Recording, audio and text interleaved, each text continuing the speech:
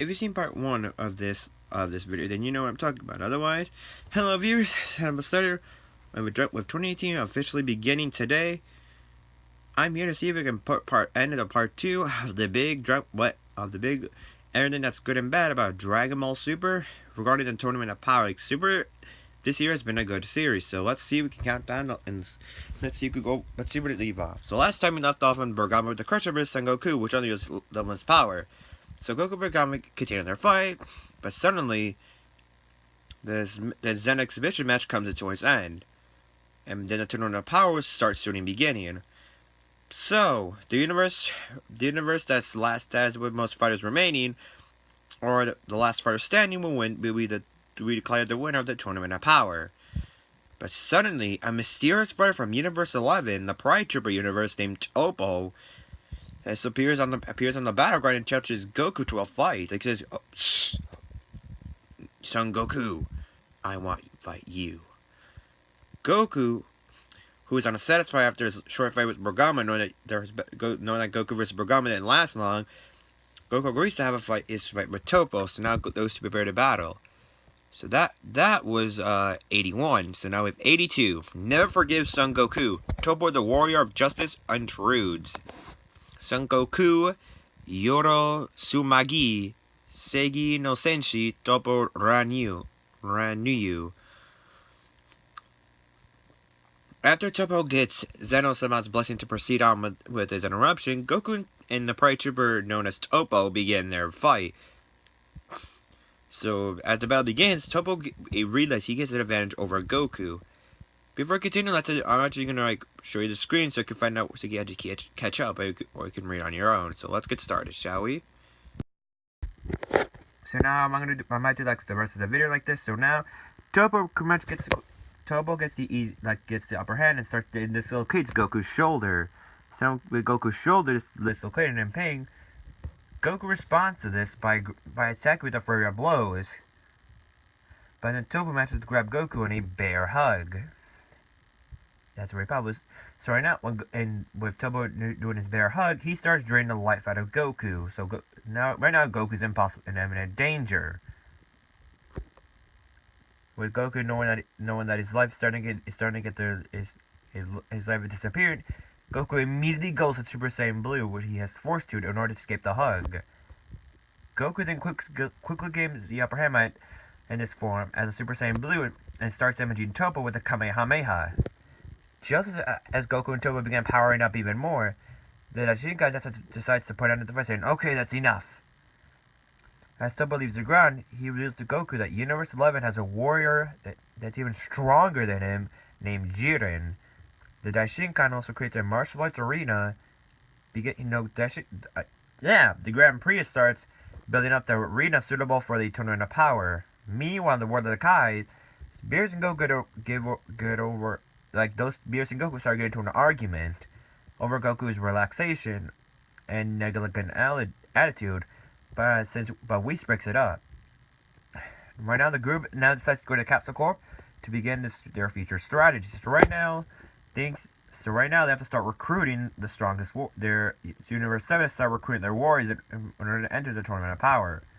So then we have 83. Form the Universe 7 representing team. Who are the strongest 10? Daichu Daiho Chimu Okesi Seyo Sakai no Tenri Radoriri. I'm doing my best to translate to Japanese, read the Japanese style. So right now, Goku and the others arrive at the Council Court to discuss their strategy, and to discuss who should be the 10 fighters on their team. Goku says, "Okay, why don't we have Manaka join the team?" But Beerus tells him that Manaka is sick and cannot participate this time around. Goku and Gohan is also there as well, agree on Vegeta, Piccolo, Krillin, Master Roshi, number 18, Ju Hachigo, and Ju Nanago, number 17. It brings up their photos up to 10. When Goten and Trunks are ruled out due to their inexperience in combat, knowing Goku and Trunks are not ready for handling these type of strong fighters. Like, no, they would be wasted. They would be they would be immediately wasted. So Goku and Trunks are not exactly the first ones to come into mind. So right now they're starting to ask Vegeta, who's starting to begin to think for a second child, blah blah. But after Goku gone explaining that Vegeta still refuses to enter the tournament because Bulma is pregnant. So, thanks to Whis using his time warping ability, Bulma starts to be born sooner than expected in order to get Vegeta to enter the tournament. Everyone celebrates the baby's birth. Trunks is a bit disappointed knowing he has a sister because Trunks really wanted another younger brother so he can train it like boy training boy, but oh well. As soon as the baby is handed to Vegeta, Vegeta starts developing an attachment for her. Bulma names the baby Bola, even though Vegeta wants to name Astrolot. However, Vegeta starts to agree with Bola, so right now, after that, Goku leaves the Capsule Corps to recruit more members, and heads to Krillin's house to get Krillin over. So that was overall. The episode was. Oh yeah, I didn't say that. Okay, so like 82, the Goku vs. Triple One. Now that you go, because they mentioned it kind of foreshadowed Jiren a bit. So that's a good episode. There was not anything bad there. Knowing we got a lot of. Knowing Triple still has that grudge against Son Goku, of course. So 83. Feel the only bad. I don't think remember the episode. It's like the only bad part I see is Vegeta's stubbornness. It's like, come on, Vegeta. You know the universe's fate is lying on you participating. Like, if you don't participate, you will die, and for good. So that's the only bad part that came out of me. So, but again, it's just my opinion, okay? Whatever I say, it's just my opinion. Just take it with a grain of salt. Alrighty, so now with Goku on Krillin's house, we have 84. Son Goku, the recruiter, invites Krillin and number 18. Sugatogoman Son Goku, Kuririn to Juhachigo or Izano. Okay. Here we go. Goku and Goku arrive at Krillin's house and ask Kingdom number 18 to join the Tournament of Power. So we're not saying, come on, Krillin, there's this big tournament. We could use you in 18's help. Would you accept? Number 18 convinces Krillin to participate in order to put his new training up to use. Number 18 saying, I don't know. I feel like I want to go, but I feel like I'm going to say no. But she quickly suspects that you know 18 has that type of feeling. She knows something's going to be good. You know, someone's hiding something. She gets that suspicion feeling that Goku and Gohan are hiding something. But Goku convinced her that the secret is a 10 million Zenny reward. When 18 after 18 hears about that, okay, she goes, okay, I'm entering no matter what. I want that Zenny. Meanwhile, Gohan decides to test Krillin's new power in a sparring match on the coast. And in that combat, though, Gohan starts overpowering Krillin.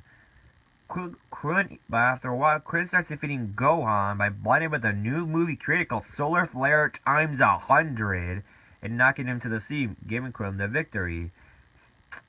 After seeing that happen, Goku starts getting excited by Krillin's new powers that he gotten over his training. So, after seeing that, Goku also challenges Krillin to a sparring match. They were located to a building owned by Mr. Satan where Krillin's has to strategize where Krillin's strategies make up for the gap in his power, forcing Goku to go Super Saiyan. After that, Goku kicks it up to Super Saiyan Blue, and he and Krillin have a Kamehameha clash. As Goku increases his power to start to overpower Krillin, 18 has to intervene and blocks Goku's Kamehameha. Just as Krillin collapses from exhaustion, Krillin put out almost all his power into that one blast. She also justified by knowing the tournament power will be a battle royale, and Goku cannot expect to fight one-on-one all the time.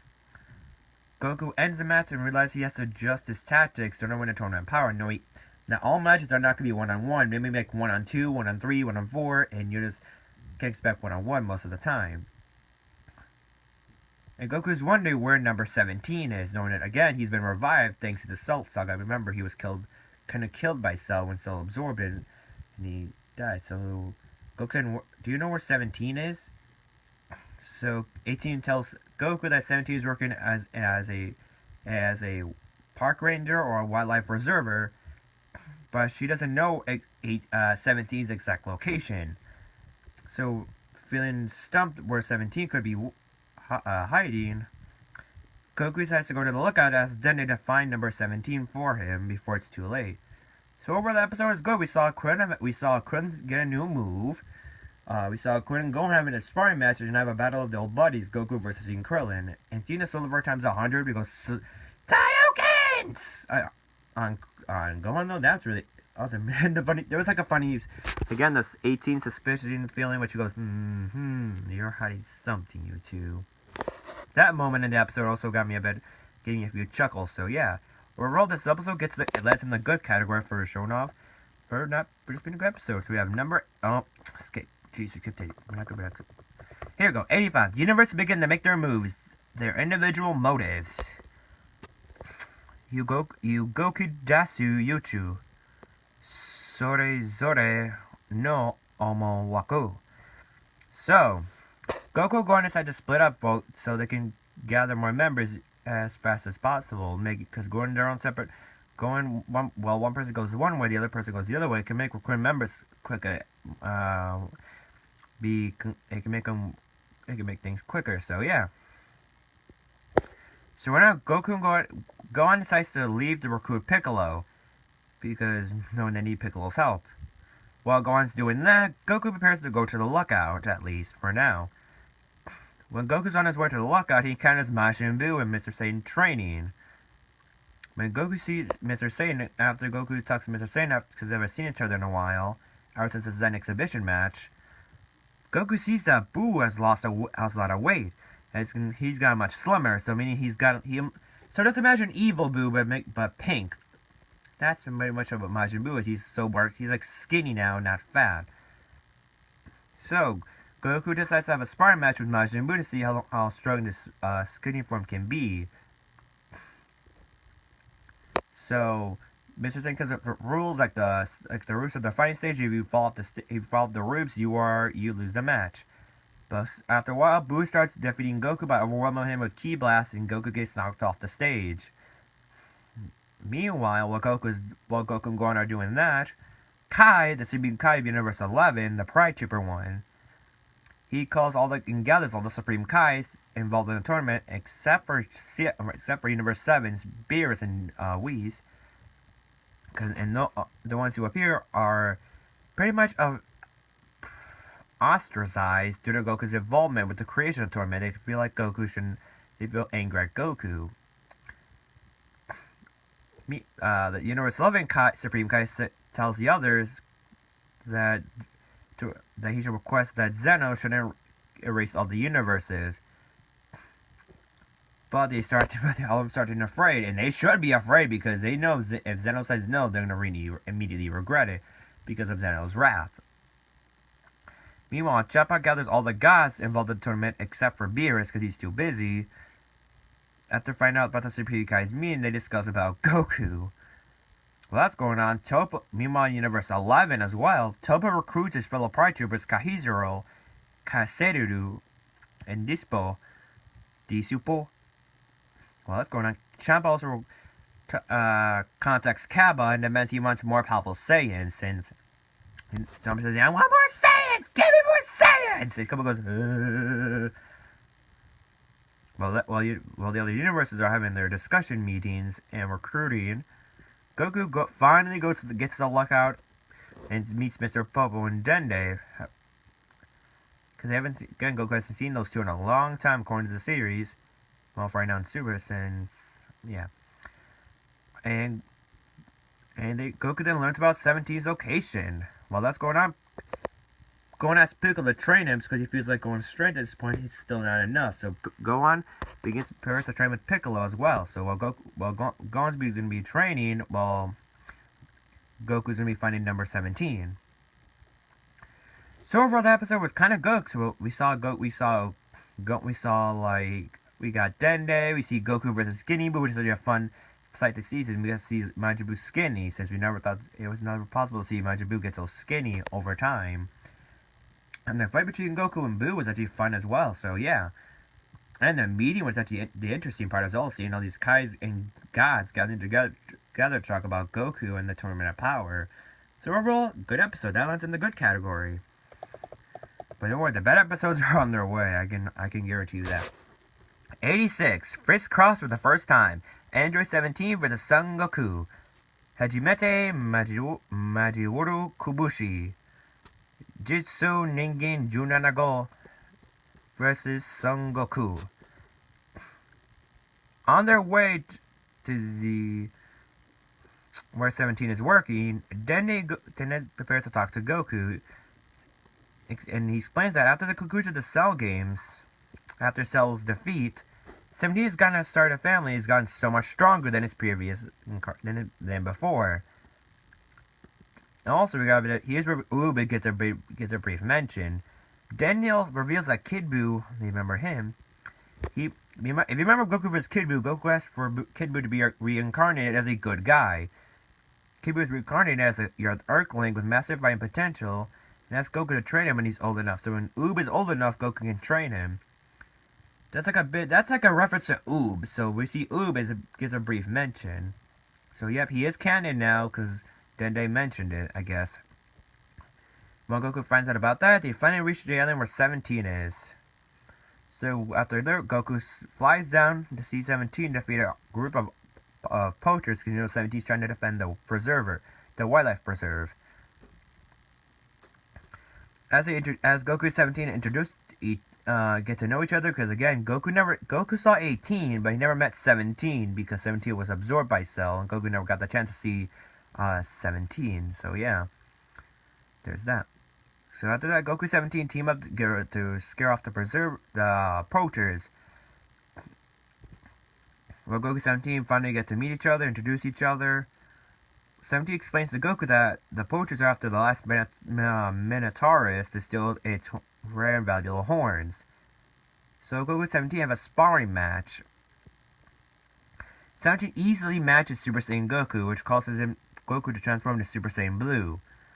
So Goku prepares to fire a Kamehameha at 17. He fires it, but 17 easily deflects it with his energy shield. The two go toe to toe until 17 ends the match in order to avoid catching Yalin in the crossfire. Goku and 17 acknowledge that they were both holding back in the fight. We haven't seen Goku at full power as Super Saiyan Blue at this point in the series, and we haven't saw 17's full power yet. Afterwards, Goku attempts to convince 17 to join the Tournament of Power, but 17 says he's uninterested, like he doesn't want to. He still remains indifferent, even if Goku reveals that the Ludi universe will be erased. Meanwhile, the poachers have returned to seal the synthesize of the Minotaurus. So where the episode was good, we saw Ubi a brief mention. We saw Goku 17 meet each other officially for the first time in the series. Goku 17 have a good sparring match with each other. It gets a bit intense.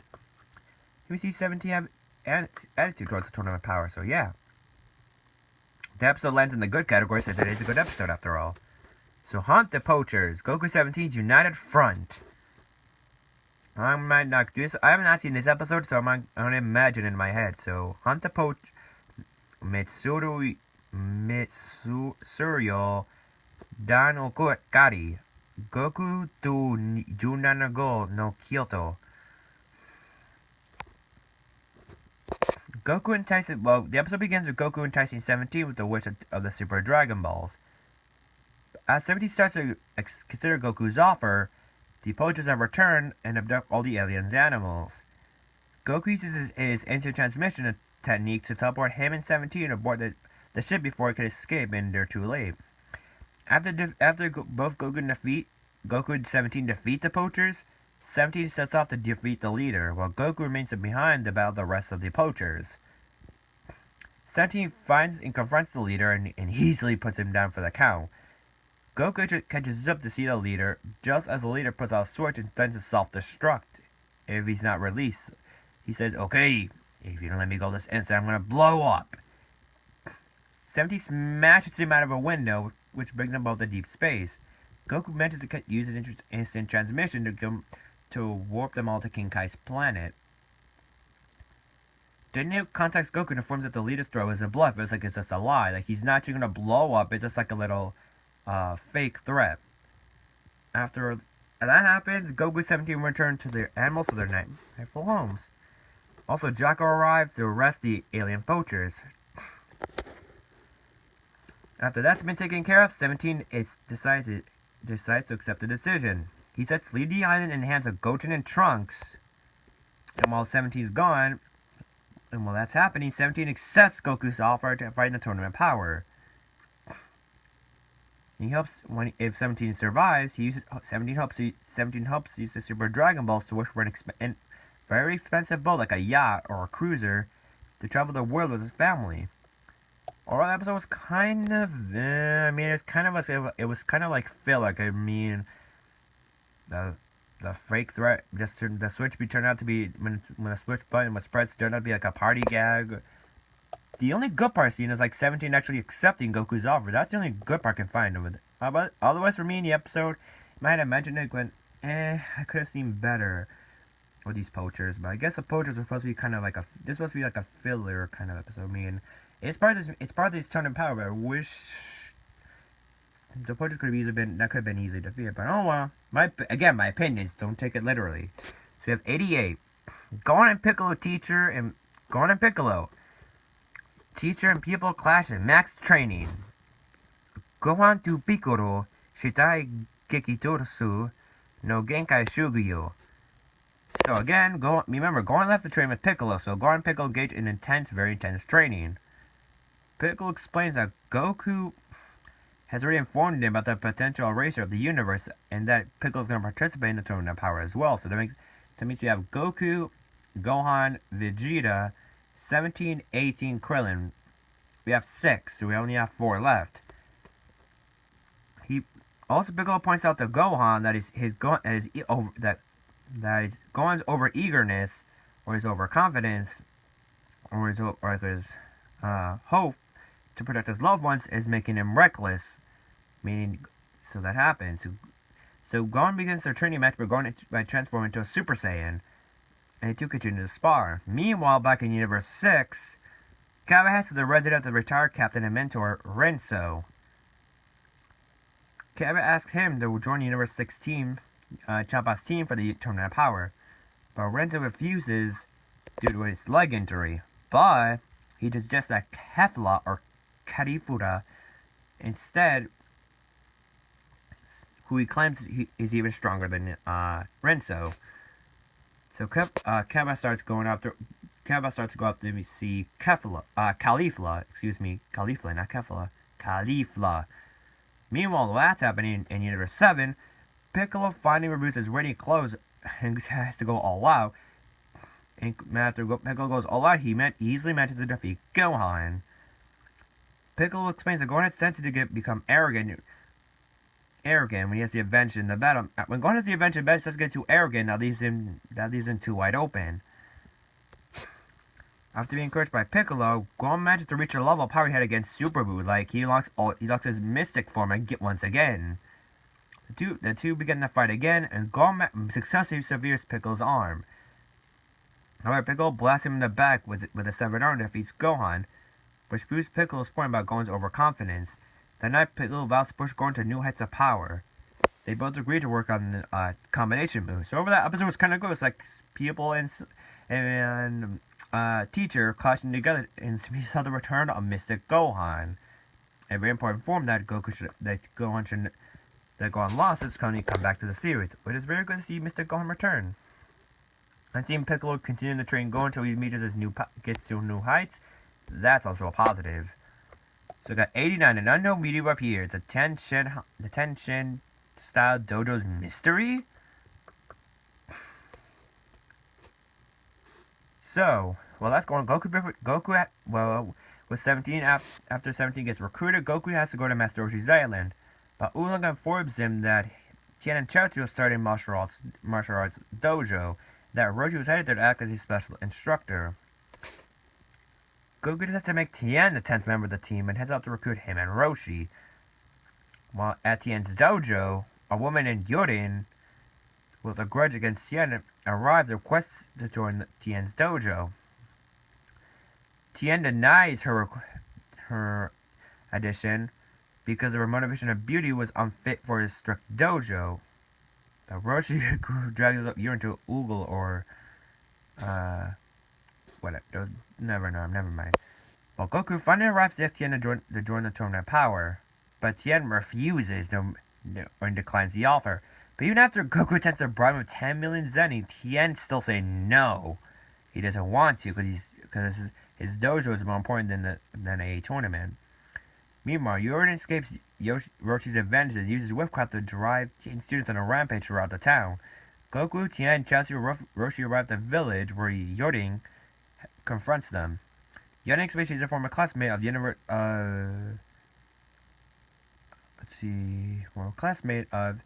Tien's during his time at the Crane School, and she took revenge on him after he left the school and refused to fight her. Meanwhile, that's happening on back in Universe 6. Kaba sways Caulifla into joining Universe 6's team by promising her how to teaching Caulifla how to go Super Saiyan. Kuba says, okay, teach me how to become a Super Saiyan. Well, that's going on back on Earth. In Universe 7, specifically, Goku, Tien, and Chaozu cure the students of their brainwashing. Roshi begins to battle Yunin so Roshi can teach her some respect. Thanks to Roshi, he lets his guard down and he sees Yunin's thingy, which allows her to brainwash him. The new brainwashed Roshi quickly defeats Tien, but Goku intervenes. While Chaozu disables Yurin temporarily, Goku subdues Roshi Kamehameha to free him of his brainwashing. Tien orders Yorin to apologize to everyone she hurt and offers her a place at his dojo.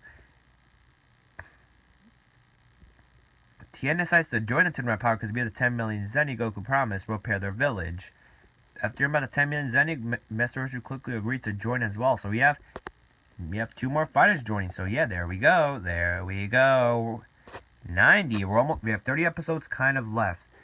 So 31 episodes left. We are almost done. Alright, it's over. So you have 90. See the wall that must be passed. Goku is gone. Kurubiki, Kabe or Mesueti. Goku Basasu Gohan. After going fitness after training with Piccolo, they go to meet with Goku, Roshi, and Tien. At Gohan's request, Goku and Tien have a fight against Gohan and Piccolo to practice for the tournament. Although Tien, in his point of view, views this as a practice match and doesn't want to avoid anyone, Goku and Gohan, however, they take the battle very seriously. As Gohan fights both his father and Tien, Piccolo spends the time charging his strong technique, which ultimately destroys the Fighting Mountain stage when it's launched. Tien calls the match off on the grounds that the fighting stage is now destroyed. Goku reads the timeout, but Gohan requests to have a one-on-one match against Goku. Goku accepts this one-on-one challenge and Gohan powers up while Goku goes Super Saiyan 2. Although Goku has much of the upper hand in this fight, Goku easily starts to overpower Mr. Gohan. Gohan starts to turn the tables very quickly, starts to begin to overpower Goku. Gohan tells his father, use your full power against me. Goku responds to this by agreeing to go by going Super Saiyan Blue and using Super Saiyan Blue Kaioken. When this happens, Gohan gets easily one-shotted by Goku. Impressed by his son's improvement, Goku decides Gohan as a leader of the Universe 7 team. Meanwhile, Ramushi recruits a very powerful warrior named Murichamu and his companions to represent Universe 10 in the tournament. So overall, that was such a good match. Seeing father and son clash, and Goku announcing that Gohan is the leader of the Universe 7 team. Not bad. So that episode that goes into the good category. So knowing how awesome that must have been. So we have which universe will survive? 91. The strongest warriors are gathering. We're almost there. The Zeniths. God dang it. Notification. Hold on. There we go.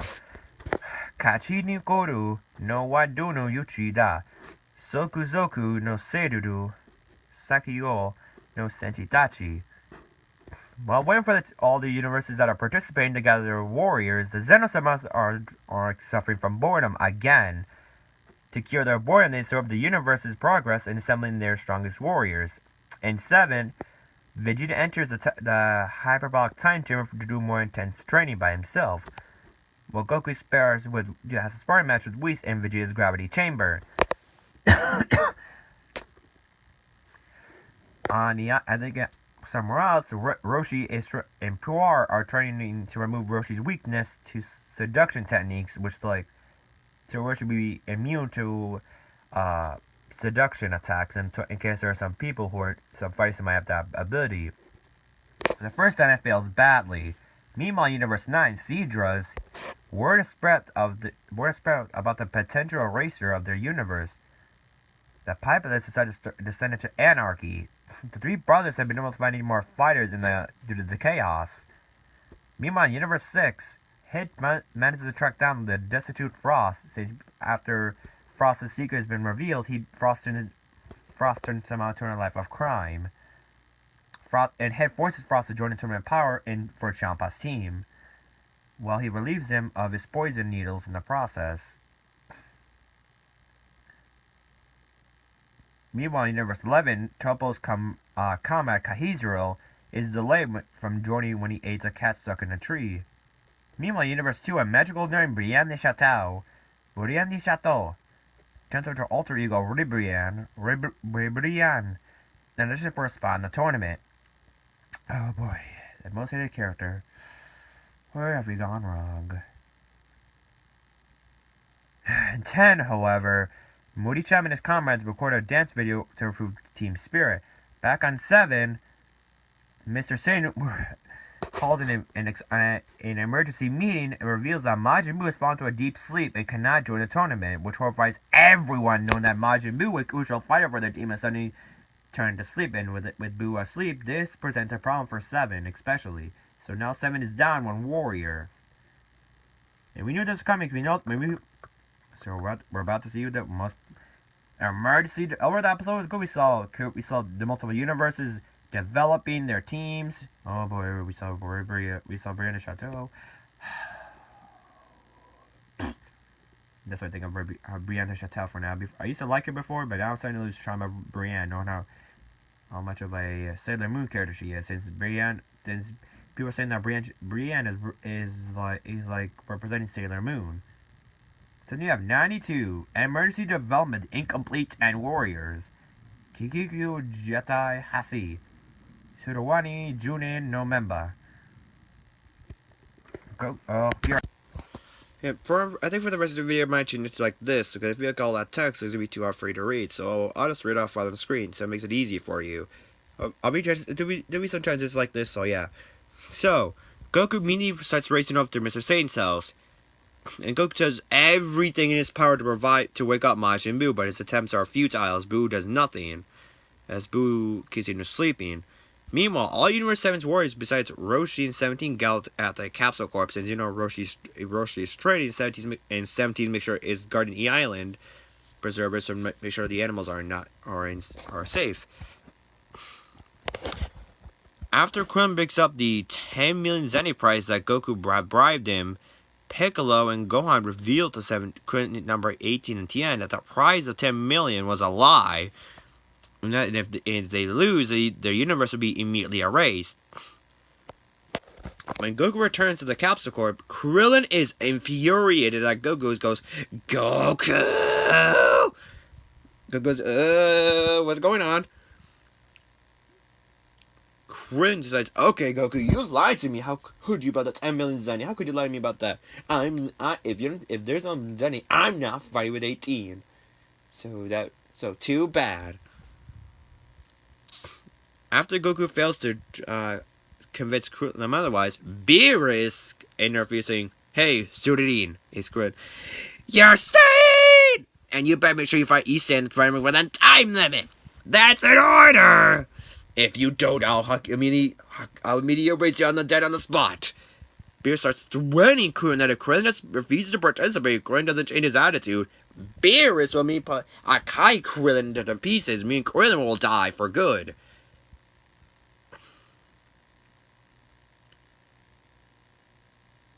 After Beerus's threat works on Krillin, because it's okay, I'll stay.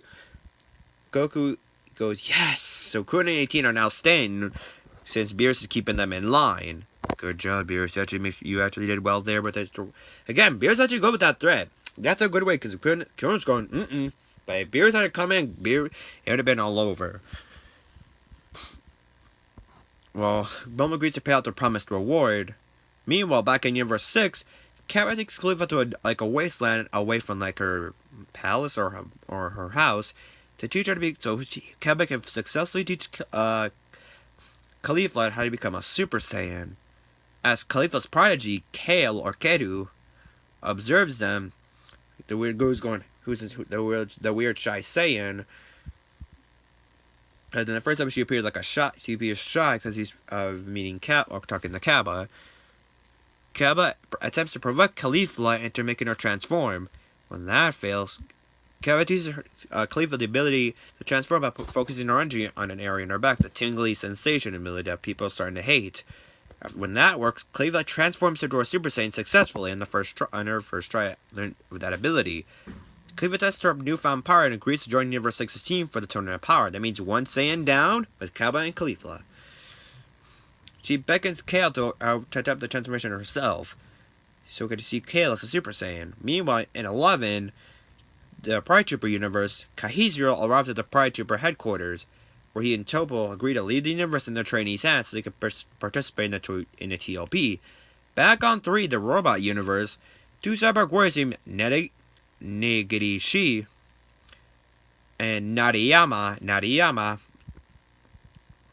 display their upgrades in the Tournament of Power to the tournament to University's God of Destruction, Mosuko, Shimryukai E, and Angel Campari. Back in 7, however, Goku and Frieza are thinking, who should we add at this time? Who? What should we do? So they were thinking, they're trying to brainstorm who can be Boo's replacement for the tournament. When Beerus claims to have no suitable fighters because Goku destroyed the Frieza Force, like Zarbon, Dodoria, Goku goes, I got it! We have to be this person we have to recruit Frieza! He better go praise me and goes, Frieza!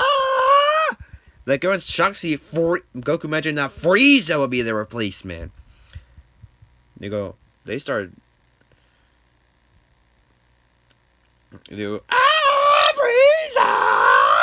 Like you see everyone's expression shocked. Beerus, Goku, Beerus, Vegeta, Krillin, 18, Piccolo, Bulma, Whis, Kai, the Supreme Kai. Everyone is dead on shocked when Goku mentions Frieza. I'm gonna try pulling up the scene. Hopefully, maybe the video doesn't get claimed. But that moment, when Goku says he's gonna recruit Frieza, let's see if I can pull up real quick so I can show off. Cause that's a damn. Let's see, Goku mentions Frieza and goes Frieza. Like people are surprised. They had that dead expression on their face, going that. They had that bland shock expression knowing that when Goku mentioned Frieza, the 10th member of the Universe 7 team, knowing that they didn't expect Goku to come up with that idea. They thought it'd be someone else. But that expression, that says a lot. Alright, I can put this up. Hopefully it doesn't get claimed by Toy. I don't know how much strict they can be. So alright, that's really the scene. You can see. Alright, so I switched the camera angle, so now we have to see this.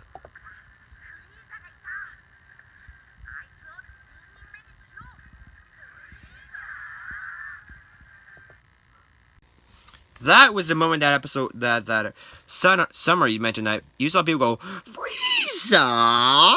Like they didn't expect Goku to mention Frieza out of anything. So with Goku having that idea, Goku agrees to recruit Frieza as a 10th member. So overall, the episode was good. We see Boo was, we saw, because I think at this time we knew that Frieza was going to be replaced. People thinking that Frieza was going to replace Boo. But then that looks like that rumor back then at the time, earlier, during the 92's leaks, were turned out to be true. So now over this episode's go, we saw Cleaver become Super Saiyan, even though the tingly back fin to become a Super Saiyan thing is kind of ridiculous and BS in a way. You gotta do what you gotta do. So, number 93. You're the 10th warrior. Goku goes to see Frieza. Junemi no Senshi wa omaidea. Goku Frieza no Moto-e. After hearing the news that Goku is planning to recruit Frieza as a 10th member, this idea is hesitant. People, like the rest of the guys, are hesitant to Goku's new idea. Okay, I'm gonna sneeze.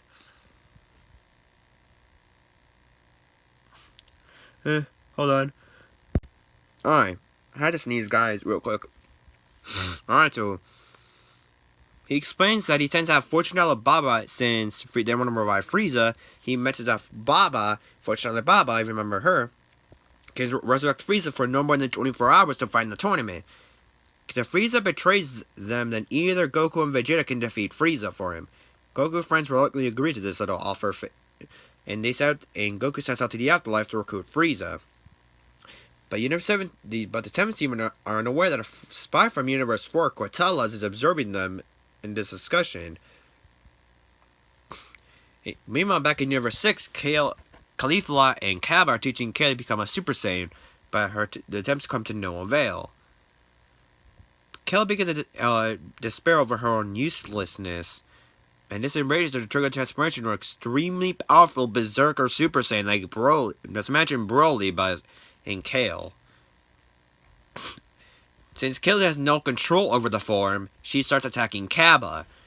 Caulifla quickly deduces that Kale is jealous of her and Cabba's persevere relationship. She denies that any sort of feelings for Cabba. After Khalifa goes, "You're doing well, Kale." Kale suddenly, after that, Kale calms down finally, and she collapses and falls unconscious in Khalifa's arms. Cabo, after seeing Kale's power for the first time, decides to add her to Universe 16. That means to have Kale, Caulifla, and Kaba. Back in Universe 7, Goku finally arrives in the afterlife and receives King Yama's permission to see Frieza. Goku arrives at Frieza's cocoon, and Frieza goes, "Well, isn't this a surprise?" So Goku frees Frieza of his cocoon, and we see Frieza in his final form already. Goku explains to Frieza about the tournament power and asks Frieza and suggests that Frieza should join them. Goku agrees to aid him on the condition that if he survives, Goku should use the Dragon Balls immediately to resurrect Frieza using the Earth Dragon Balls. When Goku kind of wants to agree to the idea but doesn't want to, Frieza goads him by playing to his desire to see how powerful Frieza can become. Goku accepts his terms. Meanwhile, back in Universe 4, Ganos, the spy they saw back earlier in the episode, reports Universe 7's latest actions to Universe 4's Quatella. Even though Quatella's like the rat god of destruction, and Supreme Kaikuru. But Quatella begins making plans to counter Beerus to make sure Universe 7 doesn't make it in time for the tournament. So over the episodes, we saw Frieza return and be the 10th member. We see Kale's Berserker form, which kind of resembles Broly's, and people saying like Kale is a reincarnation, or is like Broly's canon in the form of Kale. I see truth to the idea, but I don't see that happening. So think about what you want, Will. Think about what you will. So episode was kind of good. We saw Kale in action. We saw Frieza. We see Frieza ever since Resurrection F. We saw Frieza since we haven't seen Frieza in action like this. So it's good to see Frieza return as a Universe 7 fighter. This episode is in the perfect category. Perfect super episode. So you have 94. The Emperor of Evil returns. It tells you that Frieza's returning back to Earth as a dead warrior, like Baba did to Goku and Vegeta. The Emperor of Evil returns. A reception of mysterious assassins? So, Quatella contacts Universe 9's God of Destruction, Shidura, and inform him that Universe 7 is planning to use Frieza to assassinate their rivals before the tournament begins. Kotal basically mentioned lies to Sidra. And the only way to counter this, is to pretty much kill them. Sidra and Ro agreed to have Frieza killed, but it won't happen. So they know if Frieza dies, he dies for good. Meanwhile, Goku returns to the Capsule Corporation to update everyone on his success as Roshi finally completes his training at Corn's Tower. Krillin and 18 head to 17's to pick him up and drop off Goten, Trunks, and Marin. And we see a big scene where we see 18 and 17 reunite. Since it's been a long time since their brother and sister have been reunited. So while that's going on, 18 and 17 have a good 18-17 have their own discussions, and they explain and talk, and they head off to the Daily Capsule Corp. Goku goes to Baba's home when she completes the ritual to resurrect Frieza, so we see Frieza return to Earth as a dead warrior. As Goku and Frieza prepare to depart for the Capsule Corp to join up on the rest of the team, the army of mysterious assassins have arrived to claim their heads. Despite the time pressure, Frieza ruins the assassin's leader. We see epic transformation. We see Frieza transform into his new golden form and prepares to battle these assassins. So overall, this episode is good. The only bad part I see is, which really I know people might agree with, again when this episode aired, is we see Quintella lie to Sidra, because people hated Quintella for lying. People wanted him dead because of how he lied to a guy destruction, knowing that it could get him erased. So yeah. So that's only a bad part, but otherwise we see Frieza transform. But the best part was Frieza's new transformation. We see him going we have no time for this. So that was the best part. We see Frieza transform into his golden form in a new better way. So with that going on, we have 95, the worst, the most evil, Frieza's Rampage. Sakio, Sasaki, Sayoko, Frieza Obari. The episode begins with Frieza explaining to Goku that he spent recent incarnation in hell, going through intense mental training to overcome, because Frieza was trying to find out if he can improve his golden form. Since, and remember, the golden Frieza form, Vegeta said that form quickly drains Frieza's stamina. And after Frieza stays in that form for a while, his stamina starts to go down really, really quickly, since Frieza had no control over the form. When Frieza finally have control of the form, and as the birth of true Golden Frieza, knowing that that form has no stamina loss, and Frieza can actually fight in that form for a long time. He quickly starts multi-assassins, which horrifies Goku, as Goku thought since Goku should have expected that, because Frieza shows no mercy. He's got evil blood in him. Frieza shows no mercy to whoever he fights. The assassin's leader has been empowered by Sidra, attacks Frieza with Sidra's energy of destruction. But when in that moment, I swear, there was so many of these videos in that moment are not people saying that Frieza's died in Super. Nope. Frieza goes, just kidding. Do you really think he's defeated? Frieza gets control of the energy of destruction and gets free of it, and he begins to hijack the attack. With Frieza having the energy of destruction in his hands, he traps Goku inside the energy of destruction. And with Goku stuck in there, Frieza continues his torture and kills the assassins till they reveal that Ro and Sidra hired them to go assassinate Frieza. Meanwhile, what happens? Frieza contacts Universe 9 and offers his service as a defector. Well, Frieza mentions that, Sidra and Ro are beginning an argument whether or not to accept Frieza's offer. Ro fears Frieza's psychopathic and treasonous nature, while Sidra wants Frieza's power. Sidra is confident that he could kill Frieza if he stepped out of line. The argument buys time for Beerus and Whis to arrive to save Goku. When that happens, Frieza cuts the connection. He goes, Ksh! You see Frieza, but when Beerus and Ro are just, Sidra and Ro just are argue, we see Frieza going,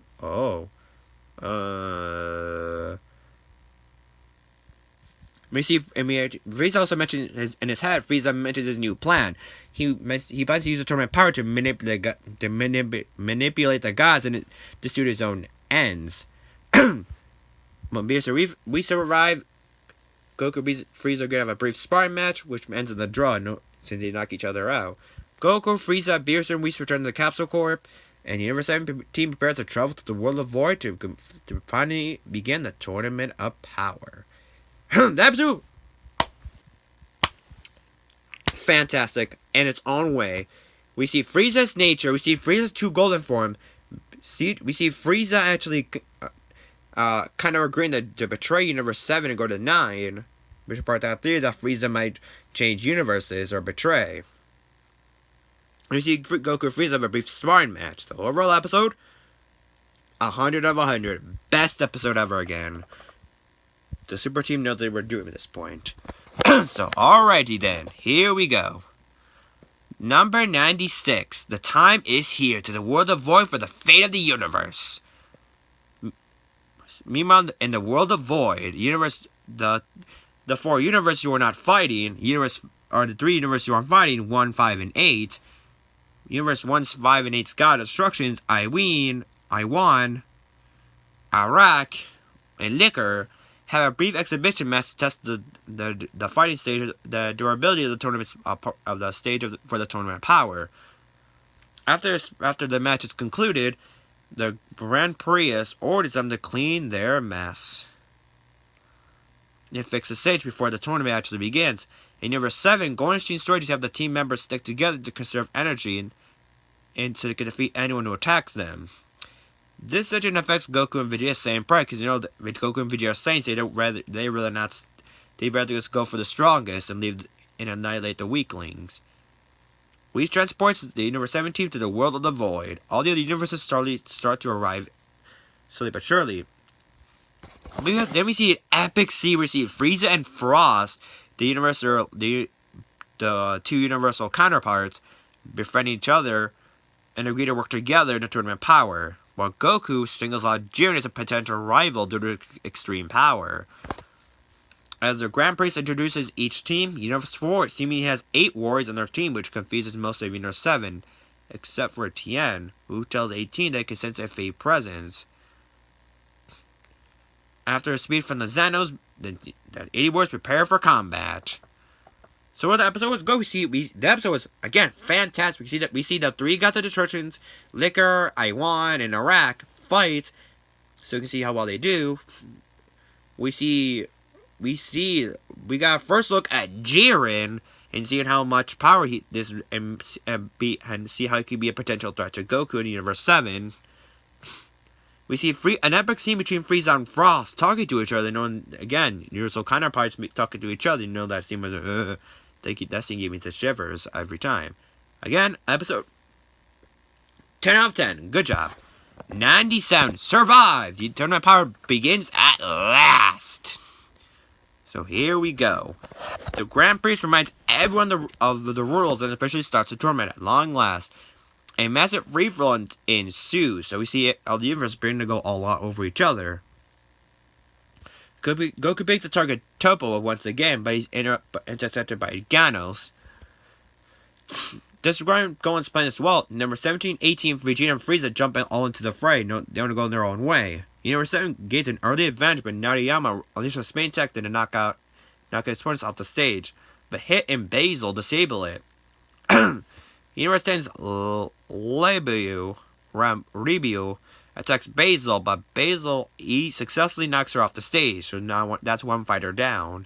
Meanwhile, the 5 Universe 7 warriors who stay together are confronted by a gang of warriors from varying universes, but 7 uses teamwork to fend them off. Basil nearly defeats Universe 10's Napapa, but Napapa is able to push attacks away at the last moment. Goku continues his pursuit of Topo. He comes to face of Jiren until Universe 4's Ninku outflanks Goku by grabbing and dragging him towards the edge of the stage, with the intention of jumping off with him. Goku immediately goes Super Saiyan Blue and knocks off Zinc off the stage, so that's another fighter down. Goku reverts back to his base form, but to conserve energy, his own Super Saiyan Blue takes up a lot of energy. Goku needs all the strength he needs.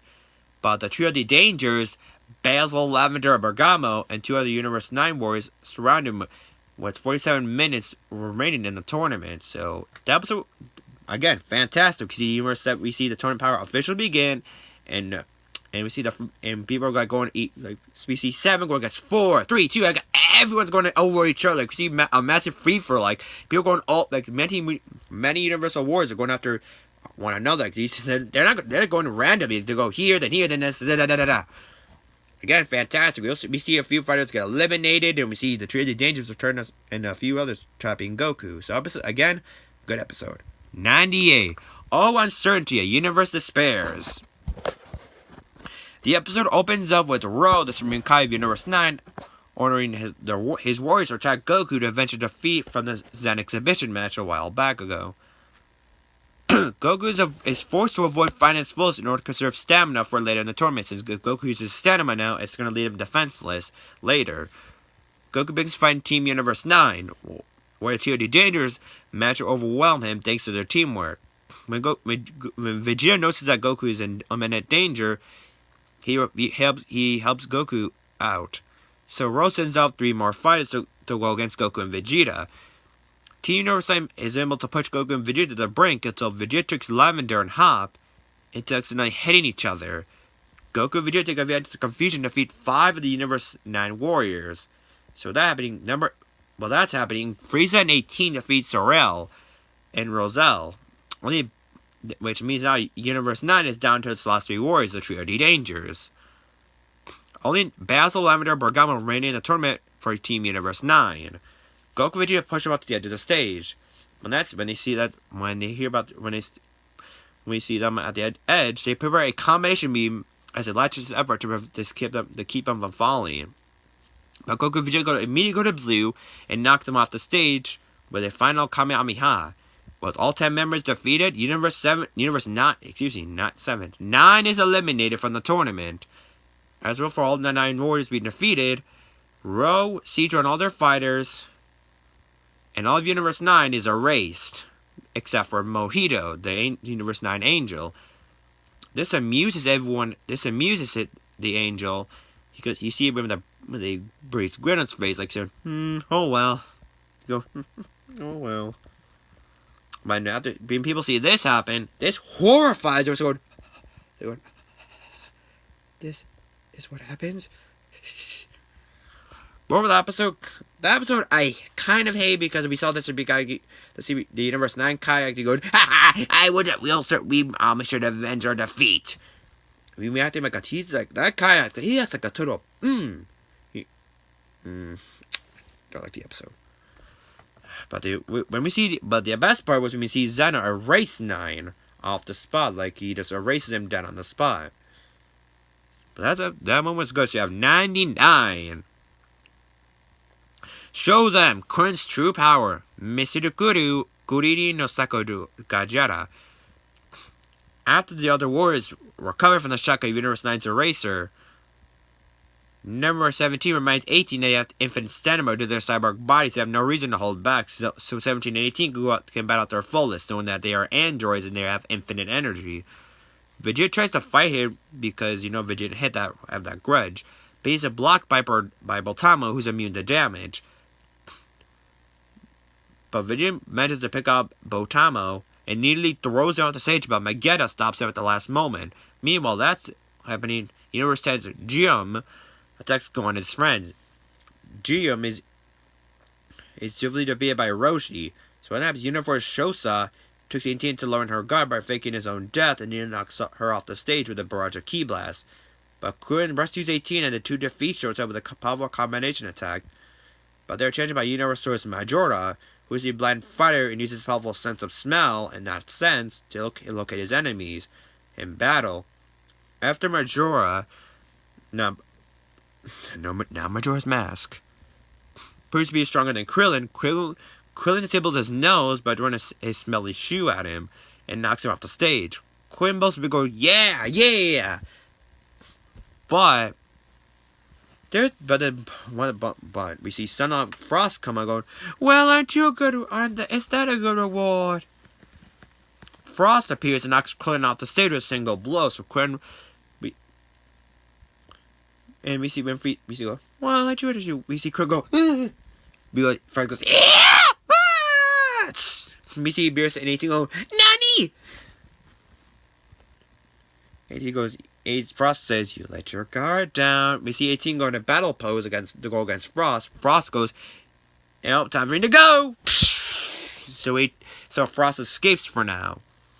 But Beerus and the Stream Kite berate Krillin, like they yell at Krillin for letting Krillin's carelessness get in his way of his elimination. So with that taken care of, 43 minutes remain in the Tournament of Power. So 20 episodes away. Oh boy, this would be a long one. So the episode was kind of good. We saw the Trinity. We saw a bit of eliminations, but the most hated moment I think people might agree with when we see Krillin get eliminated. How did Frost sneak behind Krillin if 18 was behind him?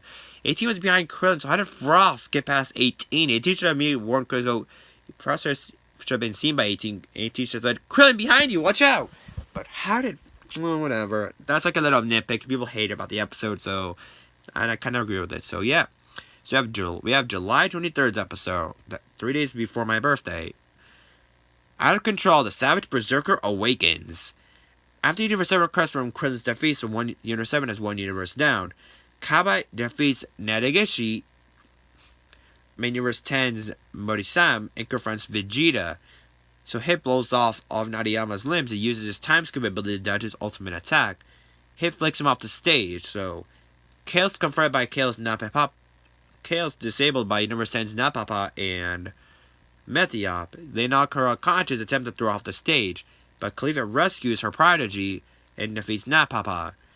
The two confront Goku. Khalifa knocks away Universe 2 Jamise and demands to know how to become a Super Saiyan Blue. Goku refuses this, but to that Khalifa transforms into Ultra Super Saiyan like Trunks. Future Trunks. However, increased muscle mass cripples her speed and allows Goku to counterattack. With Goku's aid, Khalifa manages to become a Super Saiyan 2, and the two resume their fight. As Kale is watching them, she is once again consumed by her feelings of uselessness, transferred to her Berserker Super Saiyan form. When that's happening, Hit uses time skip to see Khalifa being caught in the crossfire. Kale fights her just right. She protects Goku for allegedly stealing Khalifa from her. Kale overwhelms Goku. In this moment began that people were thinking, how is Khalifa knocking back a Super Saiyan or like a Super Saiyan Blue? She shouldn't be that strong. People are saying that Kale's power is somehow too much overrated. Like she shouldn't be that overpowered. He unleashes the power of Kamehameha, but Kale's she just walks. When Goku fights Kamehameha, Super Saiyan Blue, she just goes she just walks through it. She's taking no damage. But Kale's powers do it unharmed, and she takes no damage from it. When Piccolo realizes she lost control of her power, she begins to fire Ki Blast at everything inside defeats Methiop. Universe 7's Vyun attempts to stop her. Kale defeats him as well. So what happens? So when Jiren sees this, Jiren knocks out Kale in a single blast. But Hit manages to save Kale from getting rained out. So Hit and Khalifa retreat with Kale, while Goku's preparing to challenge Jiren. So the ultimate battle is beginning. So the episode was kind of good, even though the Kale part was kind of the problem. You see Kale somehow being overpowering a Super Saiyan Blue Kamehameha, like walking through it. She's taking no damage. That's the only problem, but otherwise, not a bad one. So we have now number 101, almost there. The impending Warriors of Justice, the Pride Troopers. As Goku prepares to have his ultimate fight with Jiren, Toppo ambushes him with a barrage of Ki Blast. Toppo and Jiren decide to retreat right now to conserve their stamina. This leads Goku to deal with Kahizero and his fellow Pride Troopers Tupper, Zoraya, Coquette, and Ketol. The five declare their intent to defeat Khalifa and Kale to avenge Vyun's defeat. Kale and Khalifa decide to have a temporary alliance with Goku to save them. Meanwhile, Roshi and Tien team up to defeat Universe 3's The Pre-Show. They recruited Gohan, Piccolo, Vegeta, and Frieza, where Frieza defeats Mori-chan. The Pride Troopers push Goku, Khalifa, and Kale to the brink, but 17 and 18 rescue them.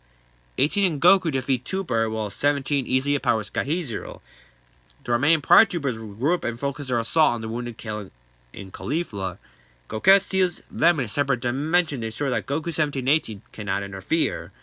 As for be Caulifla, Kel's self-hatred causes her to return to her berserker form, but she maintains control of herself this time around instead of going out of control. Caulifla and Kel use their extreme powerful combination Ki Blast to defeat Kaizero, Zeroi, and Katoi. Well, thanks to Coquette's sealing herself in a dimension to avoid the blast, but 18 after 18 sees it, she simply throws Coquette off the stage, eliminating her. So that means most of the Pride Troopers, besides Jiren, Topo, and Dispo, have been defeated. Goku allows Caulifla and Kel to retreat so he can find out their full strength after they rest. But the group is unaware that Brienne was watching them the entire time, so there's that. The episode was kind of good. We saw the Pride Troopers, we saw a brief glimpse of Goku versus Jiren, and we see the Pride Troopers begin their assault on Goku, so that happens. So that episode, amazing, just amazing. We saw the Pride Troopers take their action on the scene. So we have 102. The power of love explodes. Universe 2's Little Witch Warriors. No Chikara, Gadi Bako Tahatsu, Daininachu, Dainiochu, Majukuko, Senshi. The episode begins. That 102 opens up with Brienne and her companions Sankaku and Suros announcing obviously that other fights begin to transform into their magical girl alter egos. When they're transforming, 17 blasts them before they can transform fully. So Goku goes, Junana, go. Why did you interrupt their transformation? They were wide open. But Brienne and her two other warriors and the other two go, why'd you have the transformation of beauty? You know they're not supposed to interrupt that, right? Topo goes, I agree! Such a transformation should not be interrupted. You interrupted transformation makes such shame to such fighters. So Tiffany goes, alright, just transform. So Brienne goes, thank you! Remember, justice is everywhere. Ken goes, So with that happening, they repeat the scene, like they do, so many scenes repeat in the episode. You see, so the Brienne and the other attempt to transform for the second time, same scene repeating this episode. You'll see where this episode, you'll see where this episode lands, even know where it's going. And Beerus does not agree with this, so they assume their alter egos were Brienne, Kakunsa, and Rosie, and they brought you in with a powerful love-based attack that brainwashes some of the fighters. Universe's mental discipline allows them to overcome these effects. Guards group and Alexis split up and fight independently for right now. Vegeta makes attack with Brienne, who's kindness with a run attack that knocks out Universe Sense Jettison. While that's going on, Rosie attacks Go with a flurry of blows. That grows more powerful the longer she keeps it up. While Kakunta Bell 17, with their animalistic fighting style, 17 bases her overextending herself and stunts her with a barrier. He attempts to knock her off the stage, but her teammate Vakal rescues her. 17 tries to stop holding back and swiftly eliminates Vakal. He also eliminates Kakunta with a powerful Ki Blast, so Universe 2 has down 2 warriors. Alrighty then, so ready to do. So after that, 17 easily defeats Vakal and Kakunsa. So Brienne sees, Brienne powers up and she gets angry, so she's going, how dare you do this? Brienne powers Battle 17. The episode, where did you go wrong, Super Team? Where did you go wrong? The episode, people hate. They reuse animation. They reuse the same exact animations. The Universe 2 words are just being silly. You know, oh boy, why did it? That should not be episode. This feels like it was too ridiculous. It was too ridiculous. There was too much comedy jokes, not much serious action. People want to see some serious action, not some laugh horsey. with these Universe 2 warriors. Alright, so we have 103. Go on, show no mercy. Showdown with Universe 10. So the episode opens up. Gohan yo Hujuninari. Daiju Uchu no Tu no Kesen. Rubian and 17 open up the episode by them fiercely attacking each other, where Rosalie begins to overwhelm Goku's defenses. Rosie surrounds Goku with ki balls and attempts to blow them up, but 17 protects him with his barrier. Goku has studied Rosie's technique, hits her with a powerful ki blast. As Goku 17 prepare to corner Rosie and Brienne, Jamise, the Universe 2 Yard Rat, arrives to rescue them with its transmission, so they escape. Elsewhere, Batama charges Gohan's on Champa's orders. As Piccolo Goku absorbs the fight, Gohan attacks with a flurry of blows, which appears to have no effect on Botama, because remember, Botama's body is strong. Her going to lift Botama off the ground and render him unable to defend himself, allowing Gohan to knock off Botama off the stage. Universe 6 loses their first warrior.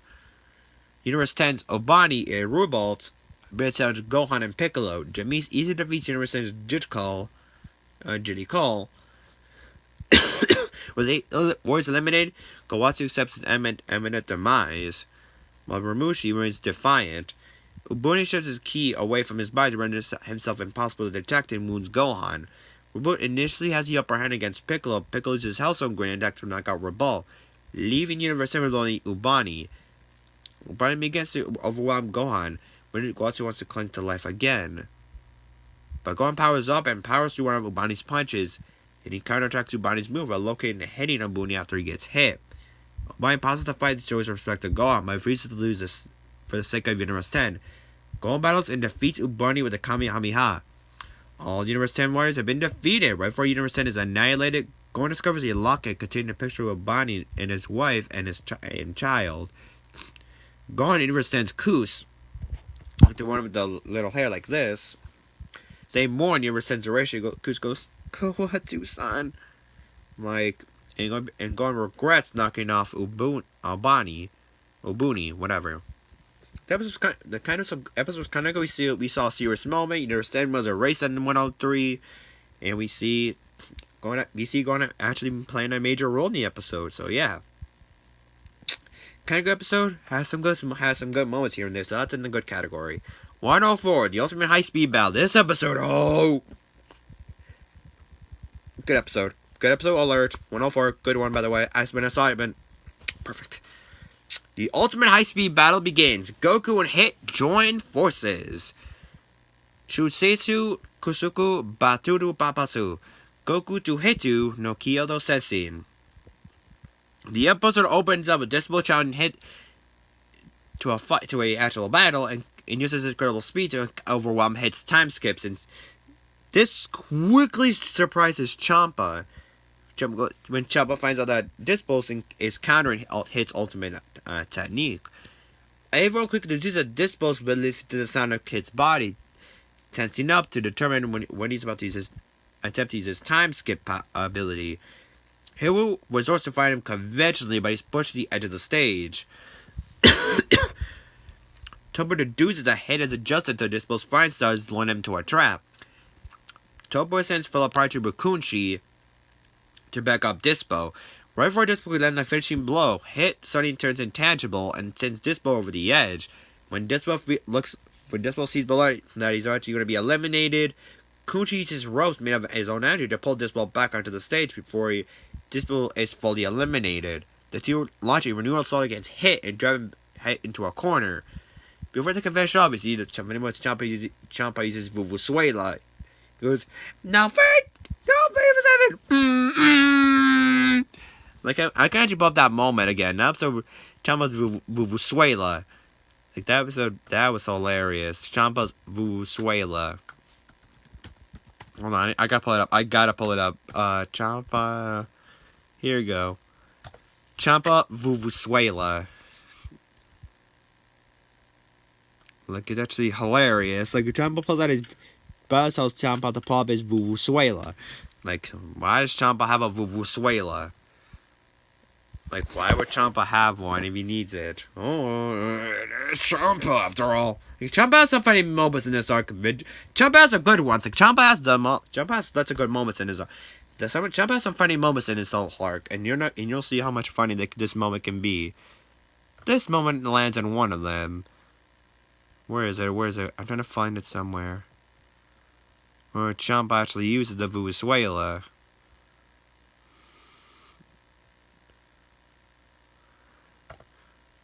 Okay, here it is. Okay, here it is. Let's do. Oh, let's flip up to see the moment. This is the moment I mean by this. This is being the funny moment.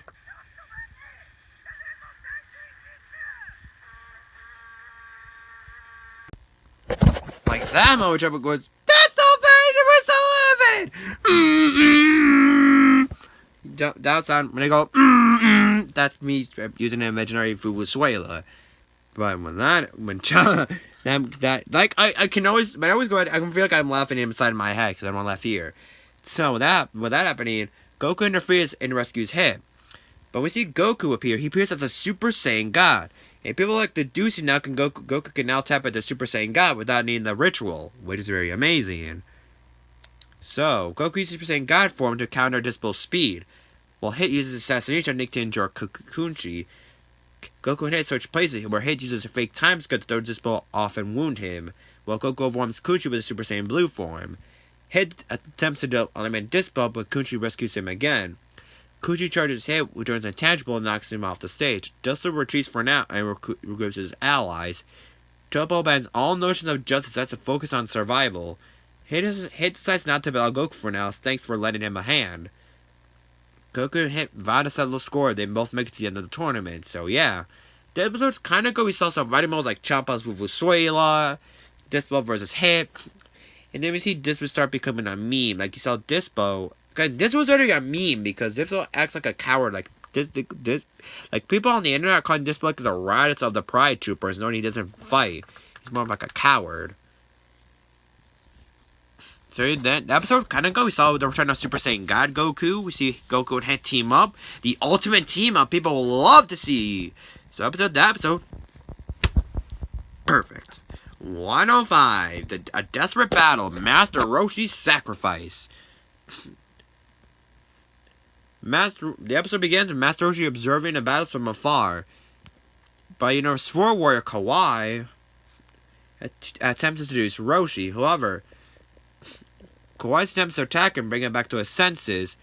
Roshi destroys her energy weapon, powers up, and drives her to jump off the stage. Roshi is challenged by Dekuri, who is a talisman-wielding warrior from Universe 4, Quotelas. She uses her talisman to confound Roshi with illusion to trap him inside a single spot. Roshi uses the evil containment, the Mafuba, the sealers, and a small bottle to throw off the arena. The Zenos agree that the use of the Mafuba is allowed, so they agree with it. Let's see. After Roshi throws off the bottle off the arena, Goten and Pierce get into a little argument about the legality of if it's legal for Roshi to use the Mafuba, which argument ends with the Zenos ruling in Roshi's favor.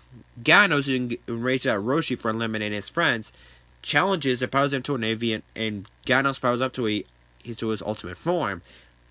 Initially, Roshi is able to use his experience to predict, evade, and counter Ganos' attacks. However, Ganos appears to grow more powerful the longer a fight drags on. So if Ganos is interfered quickly, he starts getting too strong. He rises and delivers a fierce series of blows to Roshi. Roshi attempts to hypnotize Ganos to fall asleep by attacking himself to wake himself up. Ganos defends that Roshi accepts his limits and give up, but Roshi refuses. He uses a max power Kamehameha to defeat Ganos. However, effort is too much for Roshi, and he collapses. Goku races over him and sleep. Energy that same is key, and so Goku escorts Roshi to safety. So episode is mainly focused on Roshi, and people thought he's actually gonna die, knowing that he used too much power against Ganos. But it turns out he survived, and he lives on for right now. So the episode kind of good. I mean, the episode is mainly focused on Roshi and his elimination. So yeah, there we go. So 106, find him. That match with an invisible attacker. So Goku brings Roshi to an isolated part of the stage and leaves him to rest at his request. So Roshi used up a lot of energy and Roshi wants to rest. Gon and Piccolo, since those two are working together, are confronted by Universe 6's Dr. Rhoda, who quickly became a meme. But Rhoda is shot down by a sniper before he can reveal his ability. My ability is... Gohan and Piccolo are able to find the location of the sniper. So they find a red orb on the ground. It's revealed that the sniper Universe 2's Param can see through these orbs. Laser ricochetti off the orbs, so that his true location is a secret. So Gohan and Piccolo cannot find the actual assassin. Piccolo attempts to create a smoke screen to blur the vision, but Param can still see them via heat signatures. Param shoots Piccolo and destroys both of his arms. It forces him to painfully regenerate them. Gohan and Piccolo use the orbs depend on the heat signatures and blast around the area to create multiple heat signatures. Param responds by coming out of the tiny spot and blasting the entire area. Gohan and Piccolo are forced into hiding, so Tien analyzes Dr. Rhoda and notices that he was hit by a sniper as Goku and Vegeta arrive. Vegeta berates Tien and warns him about Param. But Vegeta angrily brushes off as he was almost incapacitated by one of Param's blasts. As Goku Tien observes Param, they deduce that there's another shooter. From behind us, Param is merely deflecting the blasts. Vegeta and Goku decide to go after Param, while Tien goes to save Gohan and Piccolo. Goku and Piccolo try to attack Param, but his ki blasts reflect off his body. So Goku and Vegeta go, but the blasts go like away from Param. Tien navigates to the field of blast and confronts the true sniper. Param's teammate Hermilia is seen. Realizing that Param can deflect ki blasts and not physical attacks, Goku and Vegeta throw giant boulders at him. Tien uses his multiform technique, a technique we haven't seen in a while yet, in order to buy himself time against Hermilia, but 3 of his clones are shot down. The fourth and final Tien defeats Hermilia. Just as Tien about to eliminate him, Hermilia shoots the ground underneath Tien's feet and knocks him off the stage. However, Tien's other 3 clones come back and drag Hermilia down with him. Tien and Hermilia are eliminated from the tournament. Although viewers praises Tien for forcing the battle to a draw, Tien is notably upset by being defeated. As Param is confronted by Vegeta, Dr. Rhoda comes back and attacks Param as revenge for shooting him. Shortly after, Vegeta goes, "Enough!" And Vegeta blasts Param and Rhoda off the stage, eliminating both of them. So the episode was kind of comical. We saw Gohan and Piccolo action. We saw Tien, and Tien gets eliminated. So number 7 is down another warrior. But the rest of the episodes, oh boy, we're getting to the best episodes. We're getting there. Revenge F, the Cunning Trap. Fukoshu no Efu. Kokatsu no Wana. The episode opens up with Frost recording how Champa promised to pardon his crimes if he's humiliated and defeated Universe 7. If he humiliated and defeated Universe 7. So if Frost manages to defeat Universe 7, Champa will forget all the crimes and humiliation Frost gave him back at the Universe 6 tournament. Elsewhere, Universe 6's Magicayo confronts Universe 11's most remaining warriors. Dispo immediately goes after Magicayo, but Magicayo manages to trap Dispo with his liquid body. But with one single blow, when Jin goes, Magicayo is immediately defeated in one blow once again. Once again, showing off Jiren's one-shot abilities. Losing another warrior, Roshi continues to recover from his previous fights. But Frost appears in corner and attacks him. When Goku sees that Roshi's being chucked around by Frost, Ruby goes, "I found Universe 7, now let's fight!" Goku tells Ruby to move it!